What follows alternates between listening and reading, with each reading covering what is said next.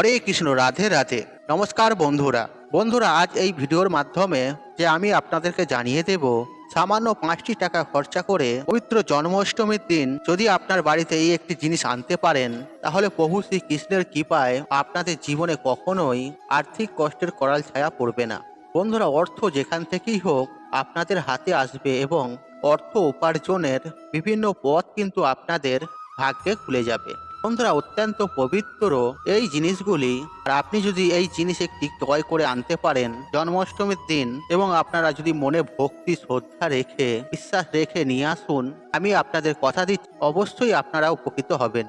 বন্ধুরা, এই কথা সত্য যে প্রভু শ্রীকৃষ্ণের জন্ম উৎসব অর্থাৎ পবিত্র জন্মাষ্টমীর দিন এমন কিছু কিছু জিনিস রয়েছে, তা যদি আপনি আপনার গৃহে নিয়ে আসতে পারেন এবং ভগবানকে নিবেদন করতে পারেন, এবং সেক্ষেত্রে প্রভু শ্রীকৃষ্ণের সাথে সাথে মাতা লক্ষ্মীও অত্যন্ত পরিমাণে প্রসন্ন হন। এছাড়াও সমস্ত দেবদেবতাও প্রসন্ন হন। বন্ধুরা, আজ যে জিনিসগুলি আপনাদেরকে জন্মাষ্টমীর দিন আনার কথা বলবো, এই জিনিসগুলির মধ্যে অত্যন্ত পজিটিভ শক্তি বিদ্যমান রয়েছে। আর যদি আপনারা এই জিনিসগুলির মধ্যে একটিও জিনিস নিজের বাড়িতে ক্রয় করে আনতে পারেন, তাহলে আপনাদের গৃহের অন্দরে অত্যন্ত পরিমাণে শুভ শক্তি বিরাজ করবে। জন্মাষ্টমীর মতন পবিত্র দিনে এই জিনিসটি আনলে শুধু যে প্রভু শ্রীকৃষ্ণ প্রসন্ন হবে তা নয় কিন্তু বন্ধুরা, এবং কি মা লক্ষ্মীর কৃপাদৃষ্টি আপনাদের ওপর সদা সর্বদাই কিন্তু থাকবে।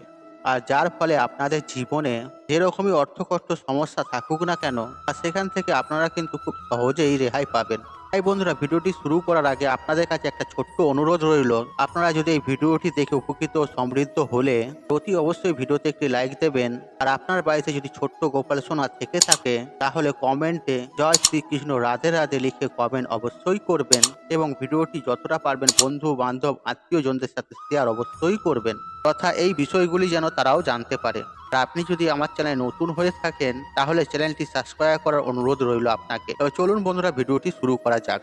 বন্ধুরা, আপনাদেরকে আমি একটা ছোট্ট উপায়ের কথা বলবো, আর সেটি আপনারা এই জন্মাষ্টমীর দিন করুন। আশা করছি এবং ভগবানের কাছে প্রার্থনা করছি আমি, আর আপনাদের জীবন থেকে অনেক প্রকার সমস্যা খুব সহজেই দূরীভূত হয়ে যাবে। বন্ধুরা, এই জন্মাষ্টমীর দিন আপনারা কি করবেন, চলুন আপনাদেরকে আমি স্টেপ বাই স্টেপ জানিয়ে দিই। আর আপনারা যদি মনের ভক্তি শ্রদ্ধা রেখে বিশ্বাসের সাথে করতে পারেন, এর ফলাফল আপনি 24 ঘন্টার মধ্যেই পাবেন। চলুন এবার আপনাদের ঘরে জানিয়ে দিই। দেখুন বন্ধুরা, যে হলুদ ফুল হলুদ কাপড় আপনারা ভগবান শ্রীকৃষ্ণকে অর্পণ করবেন এই পবিত্র জন্মাষ্টমীর দিন, এর ফলে যে প্রভু শ্রীকৃষ্ণ প্রসন্ন হবে তা কিন্তু নয়, সাথে মাতা লক্ষ্মীর কৃপাদৃষ্টি আপনাদের ওপর বর্ষণ হবে। সুতরাং এই পবিত্র জন্মাষ্টমী তিথিতে পুজোর সময় অতি অবশ্যই আপনারা একটি 1 টাকার কয়েন, একটি হলুদ সুতো এবং যে হলুদ ফুল আপনারা ভগবান শ্রীকৃষ্ণকে অর্পণ করবেন, আর সেই 3টি জিনিস একত্রিত করে ভগবান শ্রীকৃষ্ণকে অর্পণ করুন। তারপর ওই জিনিসগুলো একসাথে মুড়ে আপনি আপনার ঘরে যে আলমারি বা সিন্ধুক বা আপনি যেখানে পবিত্র জিনিসপত্র রাখেন বা ইম্পর্টেন্ট ফাইলপত্র রাখেন, আর সেরকম একটা পবিত্র স্থানে এই জিনিসটিকে আপনি রেখে দিন। আর এর ফলে দেখবেন আপনাদের জীবনে আপনাদের যেসব আর্থিক সমস্যা চলছিল, আর সেগুলো কিন্তু অনেকটাই দূরীভূত হবে, এবং কি আপনাদের হাতে অর্থ আসতেই থাকবে এবং আপনারা বিশেষ করে অর্থ সঞ্চয় করতে সক্ষম হবেন। তাই সুতরাং বন্ধুরা, এই উপায়টি আপনারা অবশ্যই করে দেখুন। মনের বিশ্বাস ভক্তির সাথে ফল পাবেন হাতে নাতে। একটি 1 টাকার কয়েন, হলুদ একটি সুতো এবং হলুদ ফুল, আর এই 3টে জিনিস কিন্তু আপনাদেরকে আপনাদের গোপাল ঠাকুর বা শ্রীকৃষ্ণের চরণে নিবেদন করে দিতে হবে। এবং পুজো হয়ে যাওয়ার পর পরের দিন যখন আপনারা ব্রত ভঙ্গ করবেন, আর তখন কিন্তু এই জিনিসটি নিয়ে এই রূপ স্থানে রেখে দেবেন, আপনি হাতে নাতে ফল পাবেন এর। বন্ধুরা, এরপর আমরা জেনে নেব যে আপনারা পবিত্র জন্মাষ্টমীর দিন কি এমন ক্রয় করে নিয়ে আসবেন যে আপনারা সৌভাগ্যের অধিকারী হবেন।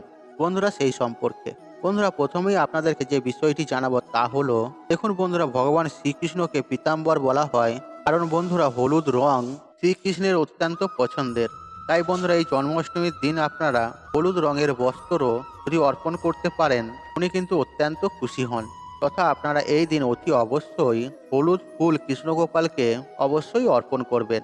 তাহলে দেখবেন ভগবান শ্রীকৃষ্ণের আশীর্বাদে আপনার মান সম্মান বৃদ্ধি পাবে এবং তাতে উনি পরম খুশিও হবেন। এবং শ্রীকৃষ্ণ যদি খুশি হয়, তাহলে সেই ভক্তের ওপর সমস্ত দেবদেবীও খুশি হবে এবং আশীর্বাদ বিদ্যমান থাকে।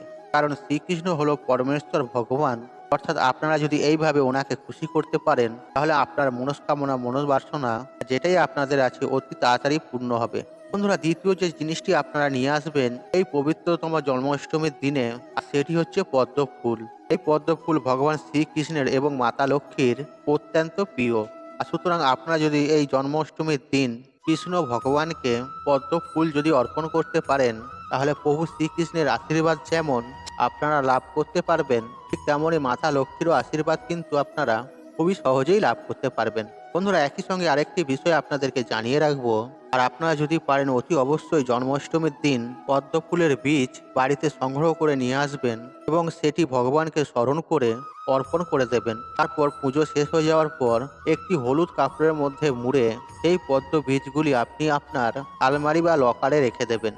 এর ফলে দেখবেন প্রভুর কৃপায় আপনাদের জীবন থেকে সমস্ত প্রকারের টাকা পয়সা সংক্রান্ত যে সমস্যা চলছিল বা আছে সেগুলো কিন্তু অনেকখানি কেটে যাবে এবং বিভিন্ন পথ থেকে আপনাদের হাতে অর্থ আসতে থাকবে। তৃতীয়ত বন্ধুরা, আমরা প্রত্যেকেই জানি আর শ্রীকৃষ্ণের প্রিয় অত্যন্ত বস্তুটি হলো ময়ূর পালক, যা তিনি সর্বদাই ধারণ করেন নিজের মস্তকে। সুতরাং আপনারা যদি এই জন্মাষ্টমীর দিন আর বাজার থেকে একটি হলেও ময়ূর পালক ক্রয় করে ভগবান পরমেশ্বর কৃষ্ণ গোপালকে অর্পণ করতে পারেন তাহলে উনি অত্যন্ত আপনার ওপর খুশি হবে এবং আপনার সকল মনস্কামনা মনোবাঞ্ছনা পূর্ণ করবে। এছাড়াও বন্ধুরা, এই ময়ূর পালক যদি গৃহে রাখা যায় তাহলে গৃহের মধ্যে অত্যন্ত পরিমাণে পজিটিভ এনার্জি বৃদ্ধি পায় তথা অনেক প্রকারের বেনিফিট কিন্তু লাভ হয়। এছাড়াও আপনারা যদি এই জন্মাষ্টমীর দিন শ্রীকৃষ্ণকে অর্পণ করা ময়ূর পালকটি আপনাদের যদি ঈশান কোণে রেখে দেন বেডরুমের, তাহলে আপনাদের ঘর থেকে সমস্ত রকমের নেতিবাচক শক্তি দূর হবে এবং ইতিবাচক শক্তির আগমন ঘটবে। হয়তো আপনাদের দু স্বামী স্ত্রীর মধ্যে প্রেম ভালোবাসা নেই, তর্ক বিতর্ক রয়েছে, তাহলে আপনারা সেই ময়ূরের পালকটি আপনাদের যেখানে নিজেদের জামা কাপড় রাখেন সেখানে রেখে দিন, আলমারির ভেতর রেখে দিন। এতে দু স্বামী স্ত্রীর মধ্যে প্রেম মধুর হবে এবং ভালোবাসার সৃষ্টি হবে। তাছাড়াও বন্ধুরা, আপনার সন্তান যদি পড়াশোনায় কমজোর, পড়াশোনায় দুর্বল, তাহলে এই পবিত্র জন্মাষ্টমীর দিন একটি ছোট্ট ময়ূরের পালক নিয়ে এসে আপনার সন্তানের বইয়ের মধ্যে রেখে দিন। আপনার সন্তান পড়াশোনায় মনোযোগ হবে। এছাড়াও আপনার সন্তান যে রুমেতে পড়াশোনা করে সেই রুমেতে ঈশান কোণের দেয়ালেতে লাগিয়ে রেখে দিন। এতে আপনার সন্তানের স্মৃতিশক্তি বাড়বে। তবে বন্ধুরা, একটি বিষয় মাথায় রাখবেন, এই জন্মাষ্টমীর দিন কিন্তু আপনাদেরকে এই ময়ূর পালক ক্রয় করতে হবে। আপনারা কিন্তু শ্রীকৃষ্ণের নাম নিয়ে এই ময়ূর পালক ক্রয় করবেন এবং এই ময়ূর পালকটি যখন ক্রয় করবেন অতি অবশ্যই 3বার বলবেন জয় শ্রীকৃষ্ণ, জয় শ্রীকৃষ্ণ, জয় শ্রীকৃষ্ণ। আমি যে জিনিসগুলির কথা বলে দিলাম, আপনারা বাজার থেকে যে জিনিসটাই কিনেন না কেন আপনারা শ্রীকৃষ্ণের নাম অবশ্যই নেবেন। আপনারা যদি এই 3টে জিনিস কিনে নিয়ে এসে যদি ভগবান শ্রীকৃষ্ণকে অর্পণ করতে পারেন অথবা একটিও যদি এনে আপনি অর্পণ করতে পারেন তাহলে আপনারা অখণ্ড সৌভাগ্যের অধিকারী হবেন। বন্ধুরা, আশা করছি এই ভিডিওটি আপনাদের ভালো লেগেছে। তাহলে ভিডিওতে একটি লাইক করুন, একটি কমেন্ট করুন, শেয়ার করুন এবং বন্ধু বান্ধব আত্মীয়জনদের সাথে শেয়ার অবশ্যই করুন। মনে রাখবেন, আপনার একটি শেয়ার অনেক মানুষকে উপকৃত করে তুলতে পারে। আর আপনি যদি আমার চ্যানেল নতুন হয়ে থাকেন তাহলে চ্যানেলটি সাবস্ক্রাইব করুন এবং পাশে থাকুন অন রাখুন, কারণ নিত্য নতুন ভিডিও সবার আগে দেখার জন্য। ঈশ্বর আপনার মঙ্গল করুক, আপনি সুস্থ থাকুন, নিরোগ থাকুন, আপনার দিন মঙ্গলময় হোক। হরে কৃষ্ণ কৃষ্ণ কৃষ্ণ হরে হরে।